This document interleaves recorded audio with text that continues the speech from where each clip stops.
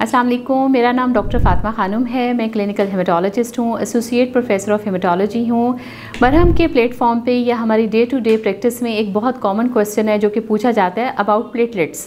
Platelets की कमी तो शायद हम सबको पता है, लेकिन प्लेटलेट्स की ज़्यादती भी एक बहुत डेंजरस एलिमेंट है।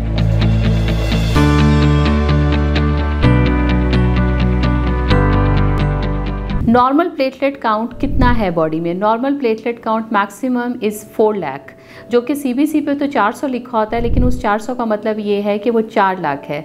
अगर प्लेटलेट काउंट आपका 4 लाख से ज़्यादा है और वो 3 महीने से उस रिपोर्ट में 4 लाख से ज़्यादा चल रहा है, तो फिर इसको डायग्नोज करना इज़ वेरी इंपॉर्टेंट, क्योंकि यहाँ पे आपकी 2 चीज़ें हैं जो कि आपके लिए डेंजरस हैं। एक तो ये है कि सादा ज़ुबान में अगर मैं बात करूँ तो वो ये है कि खून आपका गाढ़ा है, खून गाढ़ा है और किसी वक्त भी ब्लड में क्लॉट आ सकता है प्लेटलेट्स की ज़्यादती की वजह से। और दूसरी वजह ये है कि हमने देखना होता है कि प्लेटलेट काउंट क्यों ज़्यादा हुआ है। इधर ये कोई रिएक्शन है बॉडी का, जिस तरह आयरन डेफिशिएंसी एनीमिया है, जिस तरह आपकी बॉडी में कोई इन्फेक्शन है वो प्लेटलेट काउंट ज़्यादा करती है, या इसकी प्रोडक्शन ज़्यादा हुई है, जिसका मतलब ये है कि आपकी बोन मैरो ने प्लेटलेट काउंट ज़्यादा बनाना शुरू कर दिया है।